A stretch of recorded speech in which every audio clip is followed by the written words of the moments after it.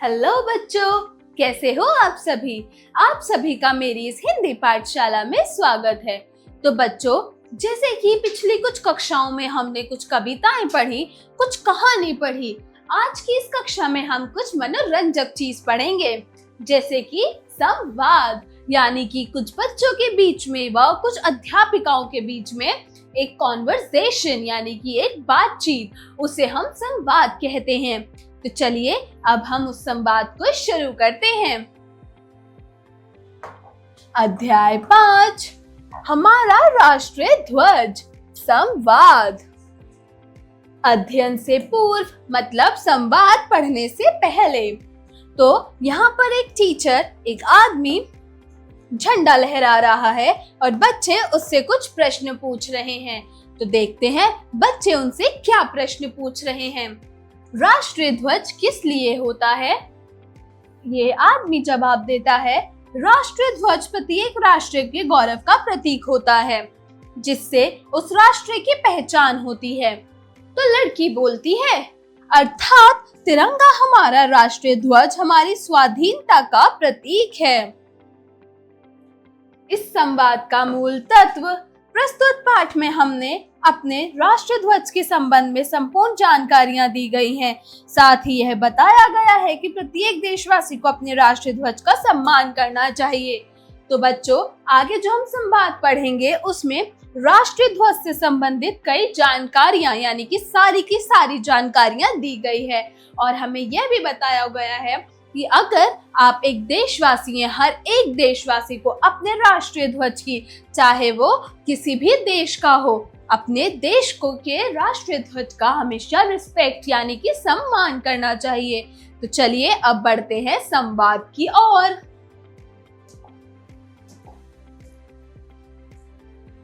तो बच्चों, अब यहाँ अध्यापक बच्चों से पूछता है, प्यारे बच्चों बताओ, हम अपने राष्ट्रीय ध्वज को क्या कहते हैं? तो सारे बच्चे जवाब देते हैं, तिरंगा झंडा। फिर अध्यापक बोलता है, बिल्कुल ठीक, आज हम इस तिरंगे झंडे के बारे में चर्चा करेंगे। मतलब इनकी कक्षा में अब तिरंगे झंडे के ऊपर डिस्कशन, यानी कि चर्चा होगी। प्रीति, मास्टर जी, इसे तिरंगा झंडा क्यों कहा जाता है? अध्यापक, इसे तिरंगा झंडा इसलिए कहा जाता है क्योंकि इसमें 3 रंगों का प्रयोग किया गया है। बच्चों, हम अपने देश के झंडे को तिरंगा झंडा इसीलिए कहते हैं क्योंकि इसमें तिरंग, यानी कि 3 रंगों का प्रयोग किया जाता है। इस झंडे में 3 रंग हैं। कौन कौन से? केसरिया, सफेद और हरा। ये 3 रंगों का प्रयोग किया जाता है, इसलिए इसे हम तिरंगा झंडा कहते हैं। बच्चों, तुम लोगों ने देखा है कि इस झंडे में 3 रंग की पट्टियां हैं। जैसा कि मैंने बताया, सबसे ऊपर केसरिया, दूसरा सफेद, तीसरा हरा। ये तीनों पट्टियां हमें अलग अलग बातों का ज्ञान देती हैं। मतलब ये जो 3 कलर की पट्टियां हैं, 3 रंगों की पट्टियां हैं, ये हमें अलग अलग चीजें दर्शाती हैं, अलग अलग चीजें बताती हैं। तो मोनू बोलता है, जी हाँ, इसमें सबसे ऊपर केसरिया रंग की पट्टी दिखाई दे रही है। तो मोनाली जवाब देती है। मोनाली अपने अध्यापक से पूछती है, मास्टर जी, यह केसरिया रंग की पट्टी क्या बताती है? तो अध्यापक जवाब देते हैं, बच्चों, केसरिया रंग वीरता और बलिदान का प्रतीक है। पुराने समय में वीर सैनिक केसरिया वस्त्र पहनकर युद्ध करने जाते थे, जो बहुत पहले की बात है। जो वहाँ पे जो भी बहादुर सैनिक, यानी कि वीर सैनिक होते थे, वो हमेशा केसरिया वस्त्र ही धारण कर कर युद्ध, यानी लड़ाई के लिए जाते थे। इसलिए हमारे झंडे में सबसे ऊपर केसरिया रंग है, जो कि हमें वीरता और बलिदान, मतलब सेक्रीफाइस का प्रतीक है। इसीलिए सबसे टॉप पर, सबसे ऊपर केसरिया रंग की पट्टी है। मयंक बोलता है, इस झंडे के बीच में तो सफेद रंग की पट्टी है, यह क्या दर्शाती है? सफेद रंग क्या दर्शाता है?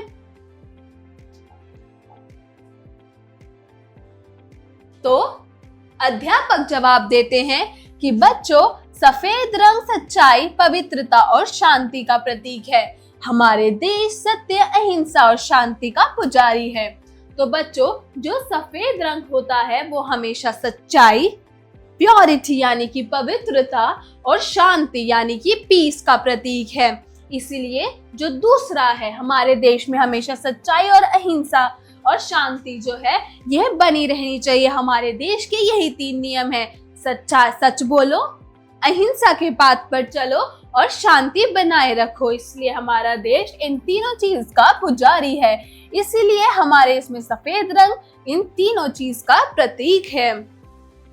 फिर मंजेश पूछता है, मास्टर जी, इस सफेद रंग की पट्टी पर कुछ बना हुआ है, यह क्या है?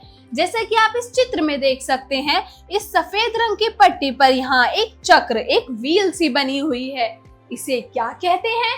तो पता है अध्यापक क्या जवाब देते हैं कि बच्चों, सफेद पट्टी पर नीले रंग का एक चक्र बना हुआ है, जैसा कि आप चित्र में देख सकते हैं। इसे वाराणसी के पास स्थित सारनाथ के अशोक स्तंभ से लिया गया है। जो वाराणसी में सारनाथ जगह है, वहां पर एक अशोक स्तंभ है, वहां से इस चक्र को लिया गया है। इस चक्र में 24 तिल्लियां यानी जो कि 24 घंटों को दर्शाती हैं। 24 आवर्स जो 24 घंटे दिन में होते हैं, ये उसे दर्शाती हैं। इसलिए इसमें 24 चक्र, 24 तिल्लियां हैं जो हमें बताती हैं आगे बढ़ते, यानी जैसे समय कभी पीछे नहीं चलता, वो हमेशा आगे बढ़ता जाता है। ऐसे ही ये चक्र हमें बताता है कि हमें हमेशा आगे बढ़ते रहने की प्रेरणा देता रहता है, कि हमें हमेशा अपने कदम आगे बढ़ाने चाहिए, हमें हमेशा आगे बढ़ते रहना चाहिए। फिर प्रीति पूछती है, मास्टर जी, अब आप हमें सबसे नीचे हरी पट्टी के बारे में बताइए। तो अध्यापक बोलते हैं कि बच्चों, हरा रंग हरियाली और खुशहाली का प्रतीक है। अधिक अन्न उगाकर हम अपने देश के लोगों की भूख मिटा सकते हैं। यदि हमारी धरती हरी भरी रहेगी तो प्रदूषण का खतरा भी नहीं होगा। जैसा कि हम पढ़ते हैं, ज्यादा से ज्यादा पेड़ पौधे लगाने से प्रदूषण की मात्रा कम हो जाती है, जो हमारे सेहत के लिए बहुत अच्छी होती है। बस ये हरा रंग यही दर्शाता है, हरियाली।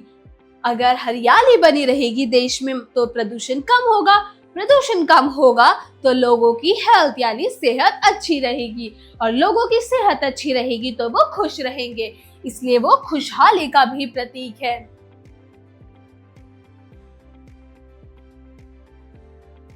तो बच्चों, यहाँ पर आप लोगों के लिए कुछ इम्पोर्टेंट पॉइंट्स को, महत्वपूर्ण सूचनाएं हैं जो हमें हमेशा राष्ट्रीय ध्वज को फहराते समय ध्यान में रखनी चाहिए। बच्चों, हमारे राष्ट्रीय ध्वज को फहराते समय हमें हमेशा कुछ ना कुछ बातों का ध्यान रखना चाहिए। वो बातें क्या हैं?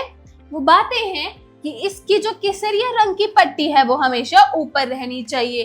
कभी भी झंडा जब हम लगाते हैं तो केसरिया रंग की पट्टी नीचे नहीं आनी चाहिए, वो हमेशा टॉप लेयर पे यानी कि सबसे ऊपर केसरिया रंग की पट्टी रहनी चाहिए। दूसरा है, जब कोई अन्य झंडा फहरा रहा हो तब राष्ट्रीय ध्वज को सबसे ऊपर रखना चाहिए। यानी जब कोई और देश का झंडा फहरा रहे हो या किसी भी चीज का झंडा फहरा रहे हो तो अपने देश का जो राष्ट्रीय है, जो राष्ट्रीय ध्वज है अपना, उसे हमेशा सबसे ऊपर रखना चाहिए। इसे कभी भी फटी अथवा गंदी अवस्था में नहीं फहराना चाहिए। जो हमारा राष्ट्रीय ध्वज है, हमें हमेशा कोशिश करनी चाहिए कि वो कभी भी फटे ना, और अगर वो फट जाता है तो हमें दूसरा फहराना चाहिए। कभी भी हमें फटा हुआ झंडा नहीं फहराना चाहिए, ना ही गंदा झंडा। जब भी आप झंडा फहराते हैं उसके बाद हमेशा उसे धोकर ही रखना चाहिए। कभी भी झंडा गंदा नहीं रहना चाहिए, उसको हमेशा ही अच्छी अवस्था में फहराना चाहिए, ना कि गंदी अवस्था में। संध्या के समय से उतार लेना चाहिए। जैसे जिस भी दिन हम झंडा फहराते हैं उसे शाम तक यानी संध्या के समय तक उतार लेना चाहिए। इसे हमें हमेशा नहीं रखना चाहिए। हमें राष्ट्रीय झंडे का सदा सम्मान करना चाहिए। मतलब जो कि हमारा राष्ट्रीय ध्वज है, जो भी राष्ट्रीय झंडा है, हमें हमेशा उसका रिस्पेक्ट, हमेशा उसका हमें सम्मान करना चाहिए। हमें कभी भी उसे उतार कर ऐसे फेंकना नहीं चाहिए। तो बच्चों, ये था हमारे राष्ट्रीय ध्वज के ऊपर संवाद और ये थे कुछ महत्वपूर्ण बातें जिन बातों का हमें हमेशा राष्ट्रीय ध्वज फहराते समय ध्यान रखना चाहिए कि हमें राष्ट्रीय ध्वज कैसे फहराना चाहिए और हमें किस अवस्था में उसको फहराना चाहिए और हमें कब तक इस झंडे को उतार लेना चाहिए। चलिए अब कुछ शब्द के अर्थ पढ़ते हैं। तो बच्चों कुछ शब्दों के यहाँ अर्थ दिए गए हैं। चलिए अब उन शब्दों के अर्थ पढ़ते हैं। ध्वज मतलब झंडा, दर्शाती मतलब दिखाना, प्रयोग मतलब इस्तेमाल, पवित्रता मतलब शुद्धता, वीरता मतलब बहादुरी, सत्य यानी सच्चाई, बलिदान यानी कुर्बानी, अहिंसा किसी पर हिंसा ना करना मतलब मारपीट ना करना, प्रतीक मतलब नमूना, चक्र मतलब पहिया, स्तंभ मतलब खंबा, राष्ट्र मतलब देश, प्रेरणा मतलब प्रवृत्त करना, अवस्था मतलब स्थिति, सदा मतलब हमेशा, सम्मान मतलब आदर। तो बच्चों ये थे कुछ शब्दार्थ। अब उच्चारण करें। तो बच्चों यहाँ कुछ शब्द दिए गए हैं जिनका उच्चारण आपको सही तरीके से करना है। तो बच्चों यहाँ जो शब्द दिए गए हैं उनका मेरे साथ साथ उच्चारण करें। स्तंभ, राष्ट्रीय, हरियाली, अन्न, पट्टी, श्रुतलेख मतलब सिर्फ लिखने के लिए। बच्चों यहाँ कुछ शब्द दिए गए हैं जिनको आपको मेरे साथ साथ लिखना है। चलिए अच्छी हैंडराइटिंग में अपनी अपनी नोटबुक्स में इन शब्दों को लिखिए। पहला शब्द है सारनाथ, स आ र न आ थ, सारनाथ। अगला शब्द है तिल्लियां, त ई ल ई य आ, तिल्लियां। अगला शब्द है क ए स आ र ई य आ, केसरिया। उससे अगला शब्द है मा आ स ट र, मास्टर। आखिरी शब्द है ज्ञा आ न, ज्ञान। तो बच्चों जो संवाद हमने अभी पढ़ा अब हम उसका थोड़ा सा अभ्यास करेंगे। तो चलिए बच्चों जो पाठ अभी हमने पढ़ा मतलब जो अभी संवाद हमने अध्यापिका और बच्चों के बीच में पढ़ा उसका थोड़ा सा अभ्यास करते हैं और अपने राष्ट्रीय ध्वज के बारे में थोड़ी सी जानकारी और लेते हैं। तो चलिए मेरे साथ ये अभ्यास कार्य शुरू कीजिए। अभ्यास कार्य, जरा बोलिए। Speaking skills. प्रश्न 1, दिए गए प्रश्नों के उत्तर बताइए। तो बच्चों यहाँ पर कुछ प्रश्न दिए गए हैं जिन प्रश्नों को आपको ध्यानपूर्वक देखना है, पढ़ना है और इनका उत्तर देना है। तो बच्चों पहला प्रश्न है हमारे राष्ट्रीय ध्वज का क्या नाम है? हम अपने राष्ट्रीय ध्वज को किस नाम से बुलाते हैं? Very good. तिरंगा, झंडा मतलब 3 रंगों वाला झंडा। ख, हमारे राष्ट्रीय ध्वज में कितने रंग की पट्टियां होती हैं? हमारा जो राष्ट्र ध्वज है उसमें कितने रंग की पट्टियां हैं? 3, केसरिया, सफेद और हरा। हमारे राष्ट्रीय ध्वज में 3 रंग की पट्टियां होती हैं। ग, राष्ट्रीय ध्वज में सबसे नीचे कौन सा रंग होता है बच्चों? वेरी गुड, राष्ट्रीय ध्वज में सबसे नीचे हरा रंग होता है। अगला प्रश्न है राष्ट्रीय ध्वज के बीच में बने चक्र में कितनी तिल्लियां होती हैं? 24। वेरी गुड, जो हमारे 24 घंटों को दर्शाती हैं। अगला प्रश्न है, क्या आप अपने राष्ट्रीय ध्वज का सम्मान करते हैं? बताओ, क्या आप अपने राष्ट्रीय ध्वज का सम्मान करते हो? बिल्कुल, हाँ, हम अपने राष्ट्रीय ध्वज का सम्मान करते हैं। जरा लिखिए राइटिंग स्किल्स। प्रश्न 2, दिए गए प्रश्नों के उत्तर लिखिए। तो बच्चों, यहाँ कुछ प्रश्न दिए गए हैं जिनका आपको उत्तर लिखना है। तो बताओ, हमारे राष्ट्रीय ध्वज के चक्र के बारे में कुछ लाइनें लिखिए। तो हमारा जो राष्ट्रीय ध्वज का चक्र होता है वो बीच में, सफेद पट्टी के बिल्कुल बीच में होता है। वो नीले रंग का होता है और वो अशोक स्तंभ से लिया गया है, वाराणसी के पास। और अशोक चक्र में पूरी 24 तिल्लियां होती हैं, जो हमारे दिन के 24 घंटों को दर्शाती हैं। चलिए अब अगले प्रश्न की तरफ बढ़ते हैं। राष्ट्रीय ध्वज में कौन कौन से रंग हैं? नाम लिखिए।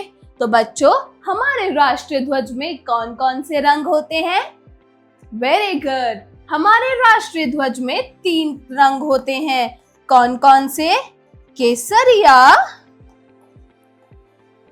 सफेद और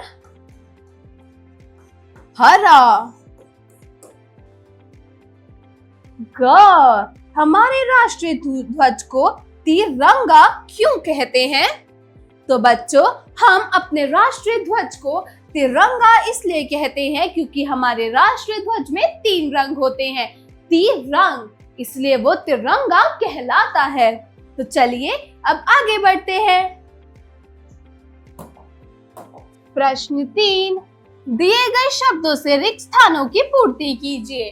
तो बच्चों, यहाँ पर कुछ प्रश्न दिए गए हैं जिनमें खाली जगह दी हुई है, यानी कि रिक्त स्थान दिया गया है और कुछ ऑप्शंस दिए गए हैं। उन ऑप्शंस और उन प्रश्नों को ध्यान से पढ़कर सही जवाब को दी गई जगह पर दिए गए रिक्त स्थानों पर भरना है।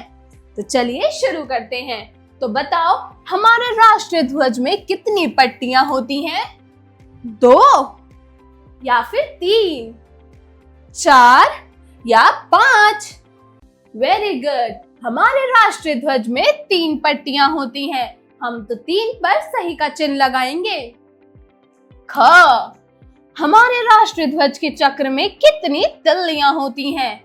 22, 23, 24 या फिर 25? वेरी गुड, हमारे राष्ट्रीय ध्वज के चक्र में पूरी 24 तिल्लियां होती हैं। ग, चक्र डैश के स्तंभ से लिया गया है। चक्र किसके स्तंभ से लिया गया है? प्रयागराज, सारनाथ, रंगनाथ या फिर लाल किला? Very good, Sarnath.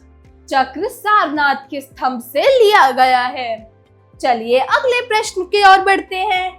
प्रश्न 4, दिए गए वाक्यों को पढ़कर सही और गलत का चिन्ह लगाइए। तो बच्चों, यहाँ कुछ प्रश्न दिए गए हैं जिन प्रश्नों को आपको ध्यानपूर्वक पढ़ना है और सही वाक्यों के आगे सही का और गलत वाक्यों के आगे गलत का चिन्ह लगाना है। तो चलिए इन वाक्यों को पढ़ना शुरू करते हैं। क, हमें राष्ट्रीय ध्वज को कभी भी फटा अथवा गंदा नहीं रखना चाहिए। तो यह वाक्य बिल्कुल सही है। क्यों? क्योंकि हमें अपने राष्ट्रीय ध्वज, अपने तिरंगे झंडे को कभी भी फटा हुआ और गंदा नहीं रखना चाहिए। हमेशा उसे साफ सुथरा ही रखना चाहिए।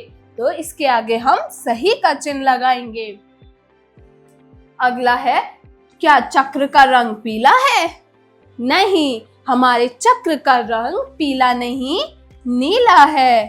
तो ये वाक्य गलत है, इसलिए हम इसके आगे गलत का चिन्ह लगाएंगे। अगला है, हमें अपने राष्ट्रीय ध्वज का सदैव सम्मान करना चाहिए। तो ये वाक्य बिल्कुल ठीक है, हमें हमेशा अपने राष्ट्रीय ध्वज का सम्मान करना चाहिए। तो हम इसके आगे सही का चिन्ह लगाएंगे। अगला है, राष्ट्रीय ध्वज का सफेद रंग खुशहाली का प्रतीक है? नहीं, हरा रंग खुशहाली और हरियाली का प्रतीक है। तो यह वाक्य गलत है। इसके आगे हम गलत का चिन्ह लगाएंगे। हमारे राष्ट्रीय ध्वज में कुल 22 तिल्लियां होती हैं। क्या हमारे राष्ट्रीय ध्वज में 22 तिल्लियां होती हैं? नहीं, हमारे राष्ट्रीय ध्वज में 24 तिल्लियां होती हैं। क्यों? क्योंकि वो हमारे दिन के 24 घंटों को दर्शाता है। तो यह वाक्य गलत है, इसलिए हम इसके आगे गलत का चिन्ह लगाएंगे। चलिए अब अगले प्रश्न की ओर बढ़ते हैं। जरा सोचिए, क्रिटिकल थिंकिंग।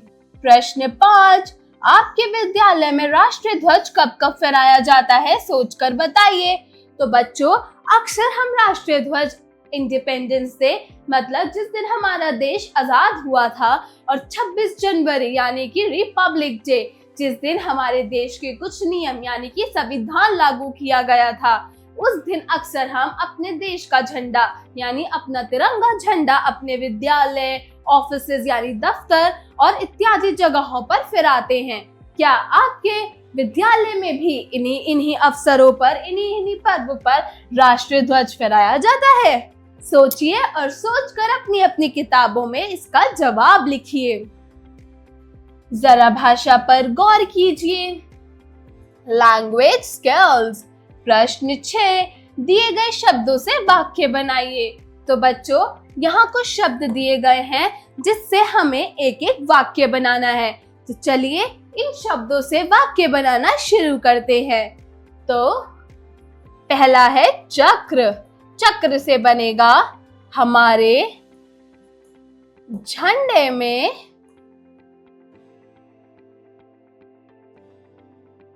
नीले रंग का एक चक्र है।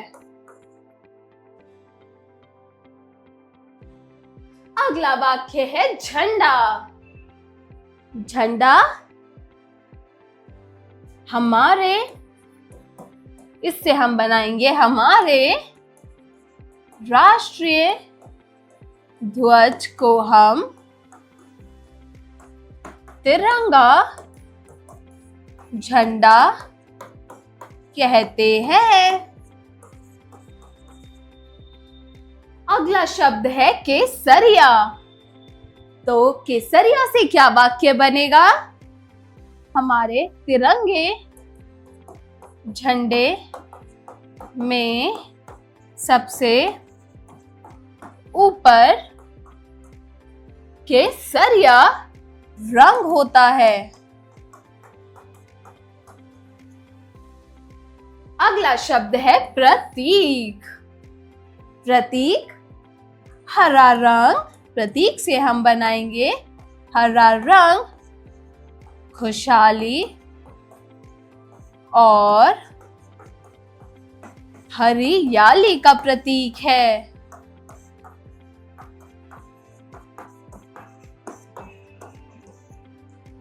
अगला शब्द है सम्मान। सम्मान से क्या वाक्य बनेगा? Very good. सम्मान से बनाएंगे हम हमें हमेशा अपने राष्ट्रीय ध्वज का सम्मान करना चाहिए। तो बच्चों, सम्मान से हमने बनाया हमें हमेशा अपने राष्ट्रीय ध्वज का सम्मान करना चाहिए। तो यह थे इन शब्दों के वाक्य जो हमने बनाए हैं। चलिए अगले प्रश्न को पढ़ते हैं। दिए गए शब्द समूहों में से अशुद्ध मतलब जिनकी स्पेलिंग्स गलत है, उन शब्दों पर गोला लगाइए।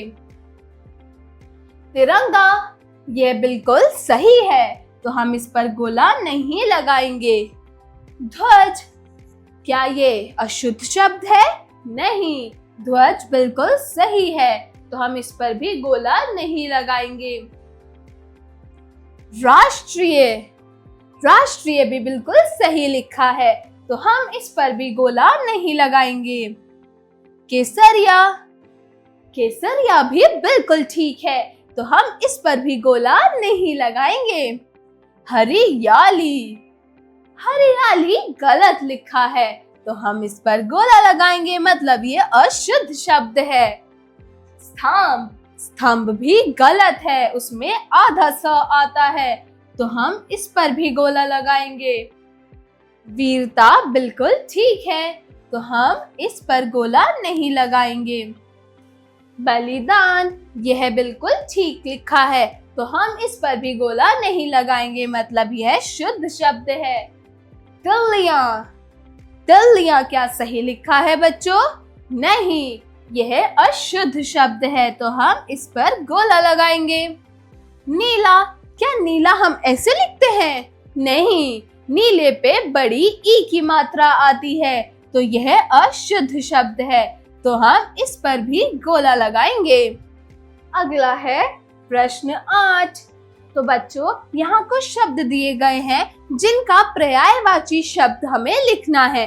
तो चलिए शुरू करते हैं। आप लोगों को पता ही है पर्यायवाची शब्द किसे कहते हैं। पर्यायवाची शब्द होते हैं जिनका मतलब तो एक होता है लेकिन अलग अलग शब्द होते हैं, मतलब लिखने का तरीका व शब्द अलग हो जाते हैं लेकिन उनका मतलब एक ही होता है, उनका अर्थ एक ही होता है। जैसे ध्वज मतलब झंडा। अगला शब्द है सम्मान। सम्मान का पर्यायवाची शब्द क्या होगा? आदर। सम्मान का पर्यायवाची शब्द है आदर। सफेद, सफेद का पर्यायवाची शब्द क्या होगा? श्वेत। घ है चक्र। चक्र का पर्यायवाची शब्द क्या होगा? चक्र का पर्यायवाची शब्द होगा पहिया।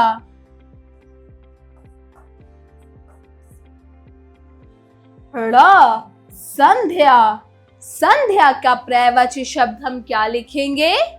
वेरी गुड, संध्या को हम शाम भी बोलते हैं तो हम संध्या का पर्यायवाची शब्द लिखेंगे शाम। च, मास्टर। मास्टर का पर्यायवाची शब्द क्या होगा? टीचर? नहीं, टीचर एक इंग्लिश वर्ड है। मास्टर का पर्यायवाची शब्द होगा अध्यापक। तो हम यहाँ पर अध्यापक लिखेंगे।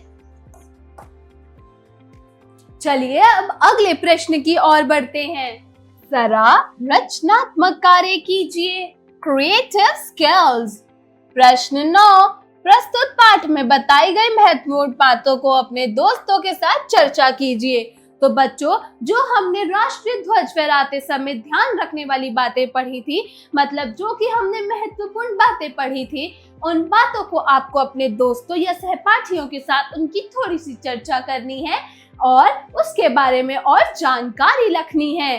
ठीक है, तो चलो अब इस प्रश्न को आप अपने दोस्तों के साथ चर्चा करके अपनी अपनी किताबों में या नोटबुक्स में लिखेंगे।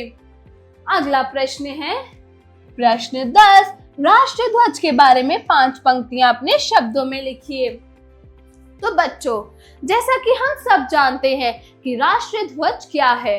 राष्ट्रीय ध्वज को हम तिरंगा झंडा भी कहते हैं। उसको हम तिरंगा झंडा इसलिए कहते हैं क्योंकि उसमें 3 रंग होते हैं, जैसे कि केसरिया, सफेद, हरा, और उसमें एक चक्र होता है जिसमें 24 तल्लियां होती हैं और वो चक्र नीले रंग का होता है।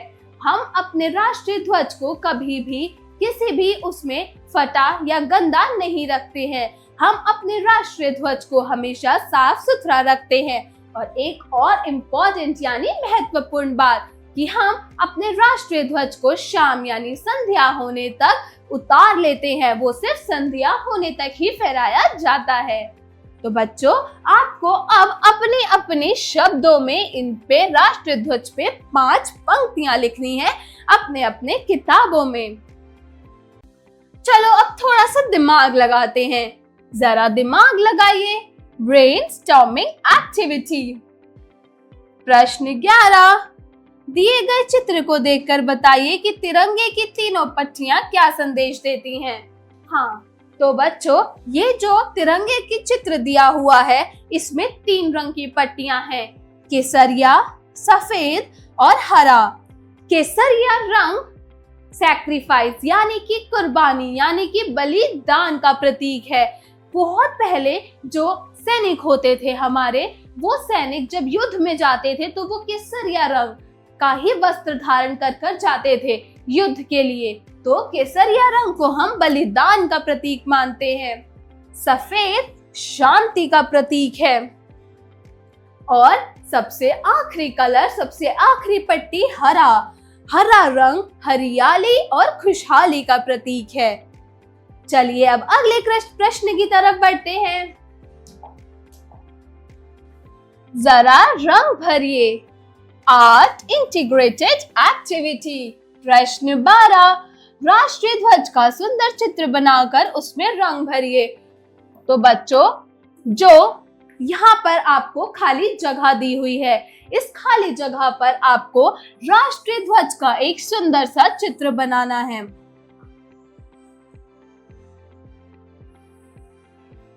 जैसा कि आप देख सकते हैं कि मैंने एक राष्ट्रीय ध्वज का चित्र बनाया है। जो मैंने तो रफली बनाया है, लेकिन आपको साफ सफाई के साथ इस राष्ट्रीय ध्वज का चित्र अपनी अपनी किताबों में बनाना है। व इसमें सबसे ऊपर केसरिया रंग, बीच में सफेद रंग और सबसे आखिरी पट्टी पर हरे रंग को भरना है साफ सफाई के साथ। तो बच्चों, आज का ये संवाद हम यहीं खत्म करते हैं। मिलते हैं अगली क्लास में एक नई कहानी के साथ।